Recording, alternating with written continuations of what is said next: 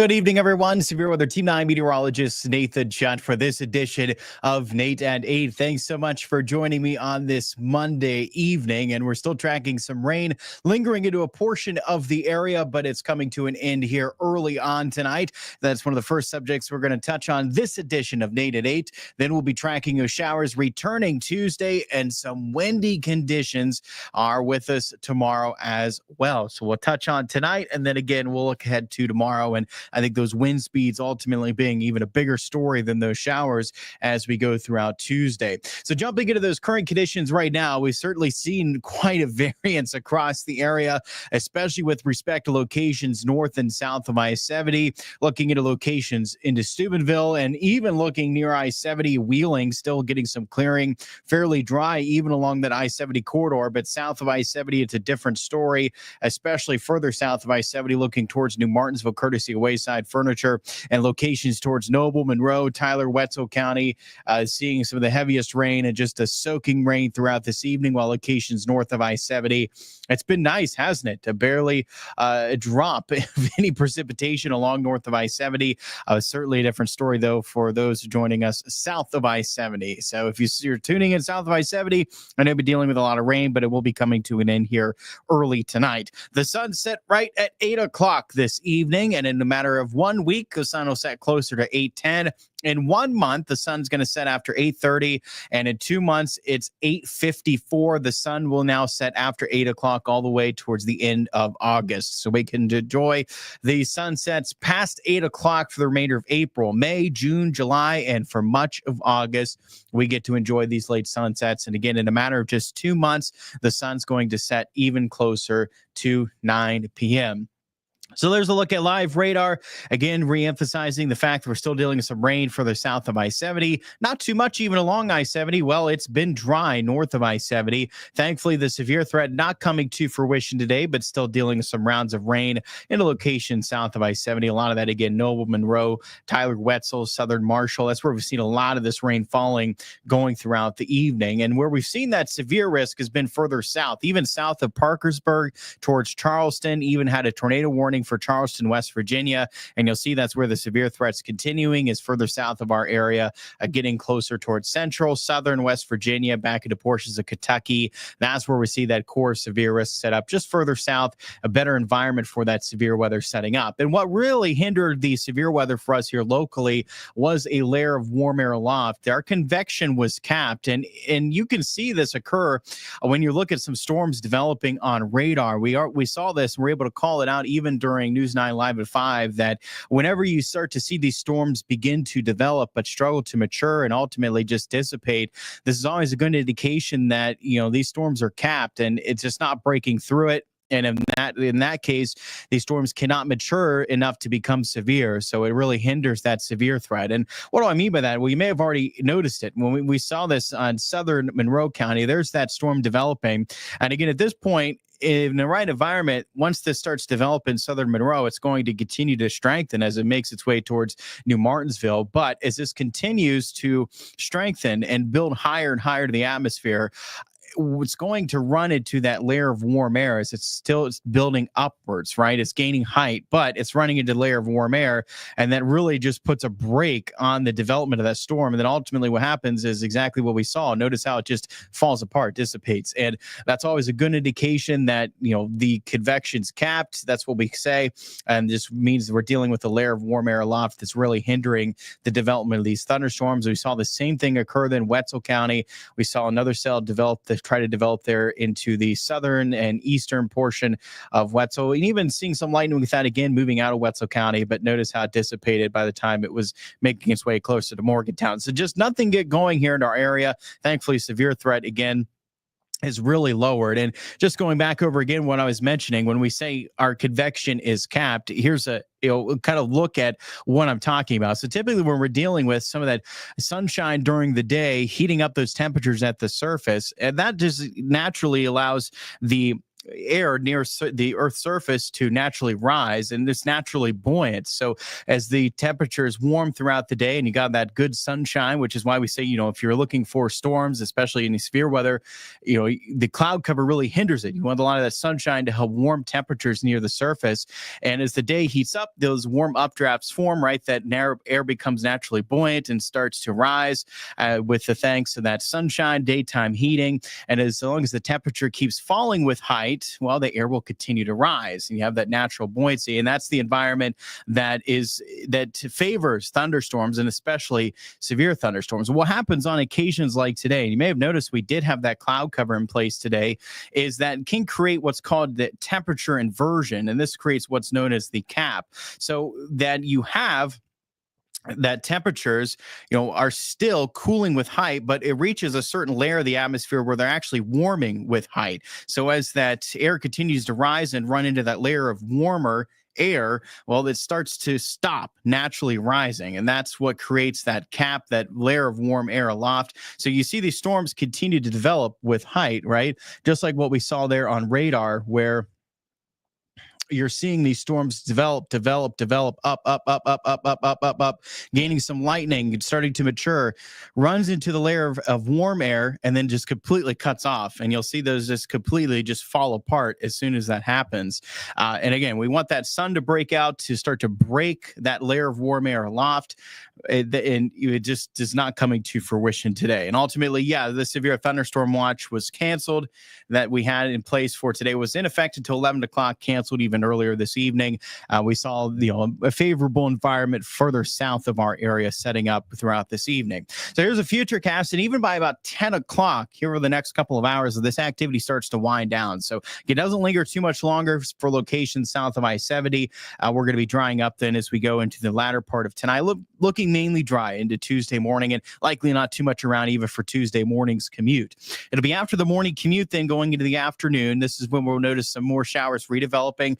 They're likely scattered. These are some chilly showers. Our temperatures struggling to get far into the 50s, likely only around 50 degrees tomorrow afternoon. So these are some chilly showers in place throughout the day Tuesday. They'll carry over into the afternoon.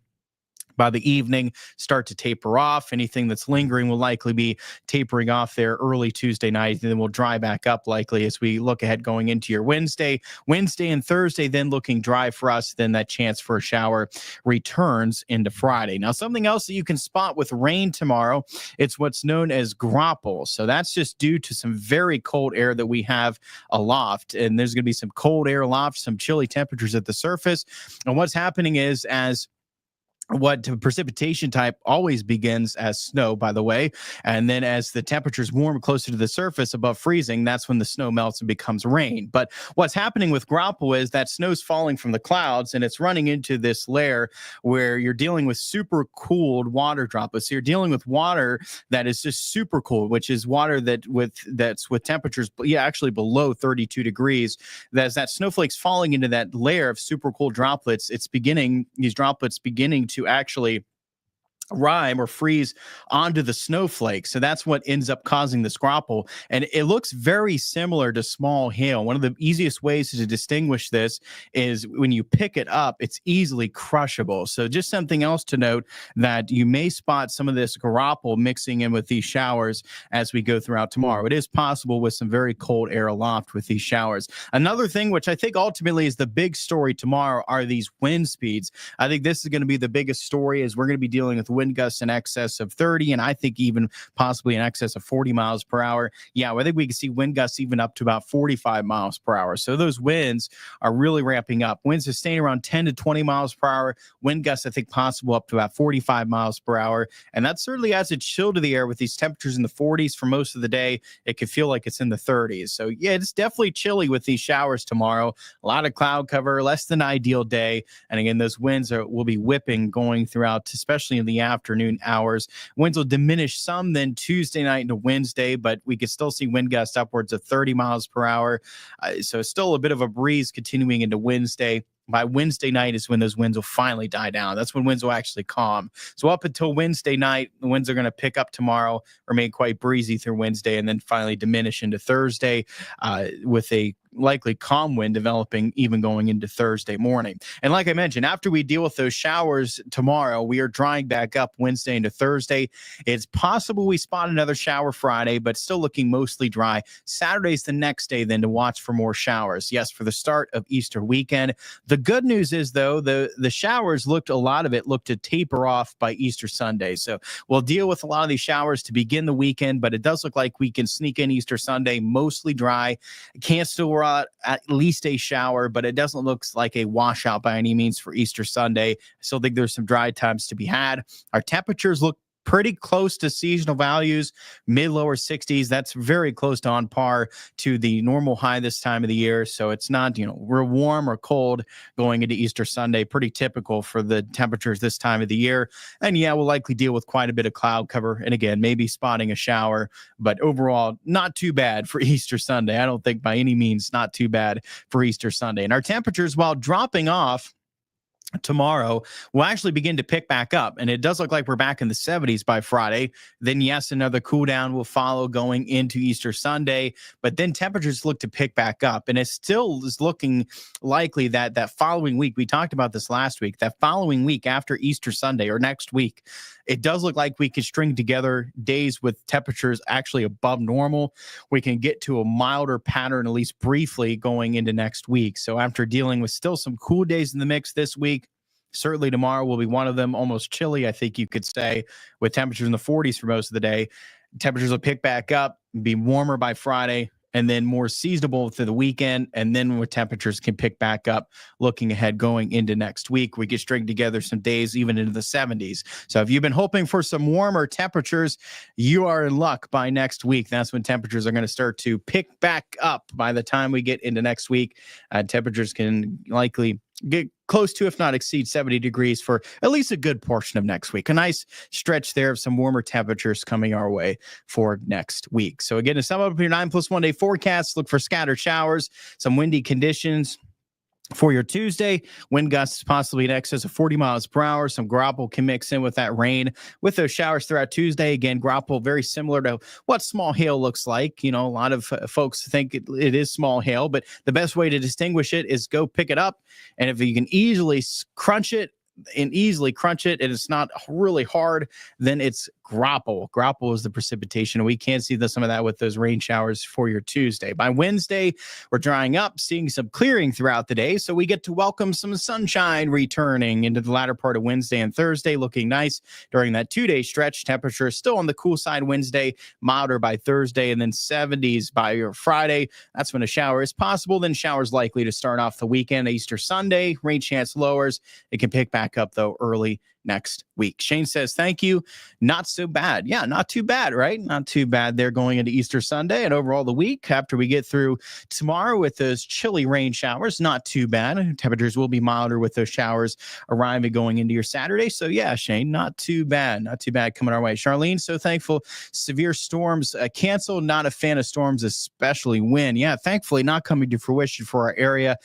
Still certainly seeing some severe thunderstorms south of us, and certainly thinking of our neighbors to our south, but thankfully for us here, yes, not coming to fruition. Thankfully, that cloud cover being a saving grace, transitioning a lot of the severe threat further south of our area. We did manage to get more sunshine going throughout the day, better environment for those storms further south of our area. So yes, thankfully, very grateful that we did not have those severe thunderstorms come to fruition in our areas. Thankfully, not into our area.